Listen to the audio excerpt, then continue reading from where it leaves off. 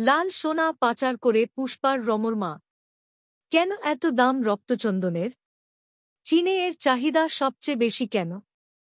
৫ December মুক্তি পেয়েছে অল্লু অর্জুনের বহু প্রতীক্ষিত ছবি পুষ্পা 2 দ্য রুল। ২০২১ সালের সুপারহিট ছবি পুষ্পা দ্য রাইজ ছবির দ্বিতীয় ভাগ। এই সিনেমার মূল চরিত্র একজনই, পুষ্পারাজ। প্রথম ছবির মতো তাকে ঘিরেই গল্প আবর্তিত হয়েছে। সেই চরিত্রকে পর্দায় সাবলীলভাবে ফুটিয়ে তুলেছেন অল্লু। তবে পুষ্পারাজ ছাড়াও এই ছবির আরেকটি গুরুত্বপূর্ণ চরিত্র লাল চন্দন, যেমনটা ছিল ছবির প্রথম পর্বেও।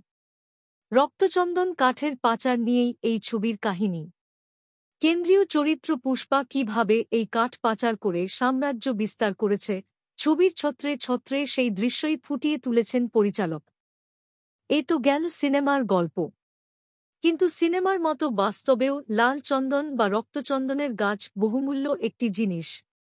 কিন্তু রক্তচন্দনের কেন এত দাম? সেই কাঠের এত চাহিদা কেন?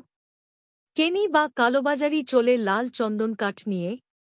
রক্তচন্দনকে এদেশে লাল সোনা বলা হয়। সোনার মতোই মূল্যবান এই গাছ। এই গাছ খুবই বিরল প্রজাতির। পুষ্পা ছবিতে যে জঙ্গলের কথা বলা হয়েছে, রক্তচন্দন শেষাচলম পাহাড়ের ওই ঘন জঙ্গলেই পাওয়া যায়। তামিলনাড়ু লাগোয়া অন্ধ্রপ্রদেশের ৪ জেলা নেল্লোর, কুর্নুল, চিত্তোর এবং কাডাপ্পা জেলায় এই গাছ মেলে। পূর্বঘাট পর্বতের আবহাওয়ায় এই গাছ খুব ভালো হয়। এক-একটি গাছের উচ্চতা ৮ থেকে ১২ মিটার। লাল চন্দন হল একটি এন্ডেমিক স্পিসিস। এন্ডেমিক স্পিসিস বলতে বোঝায় এমন একটি উদ্ভিদ বা প্রাণীর প্রজাতি যা একটি নির্দিষ্ট ভৌগোলিক এলাকার মধ্যে সীমাবদ্ধ। প্রাকৃতিকভাবে এন্ডেমিক স্পিসিস বিশ্বের অন্য কোথাও পাওয়া যায় না। আর সে কারণে আন্তর্জাতিক বাজারেও রক্তচন্দনের চাহিদা কল্পনাতীত।